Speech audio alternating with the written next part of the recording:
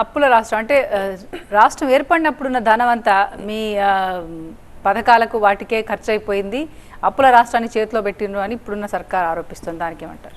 అప్పులు లేని ఏ రాష్ట్రంగా అప్పులు లేవు? ప్రపంచవ్యాప్తంగా అన్ని దేశాలకు అప్పులు ఉంటాయి. అప్పులు తీసుకునే దేనికోసం? డెవలప్మెంట్ కోసం కదా, ప్రొడక్షన్ కోసమే చేస్తారు. కాబట్టి ప్రభుత్వం కూడా, గత ప్రభుత్వం కూడా, కేసీఆర్ గారి ప్రభుత్వం కూడా ఆ విధంగానే తీసుకున్నది.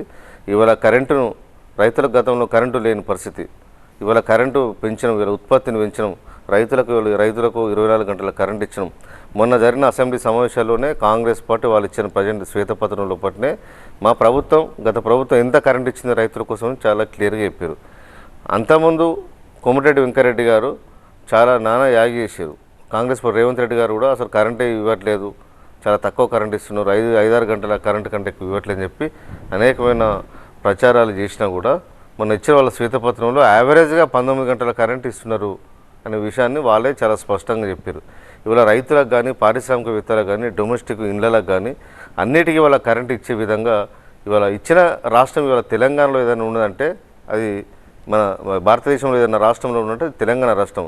మనం ప్రౌడ్గా ఫీల్ కావాల్సిన ఇవాళ కాంగ్రెస్ పార్టీ ఎంతసేపు అప్పులని చెప్పి అందరి ముందు మాకు అప్పులు ఉన్నాయంటే ఎవరైనా ఇంకా అప్పులు ఇస్తారా? ఈ ప్రభుత్వం రేపు అప్పులు తీసుకురాకుండా పరిపాలన కొనసాగిస్తుందా?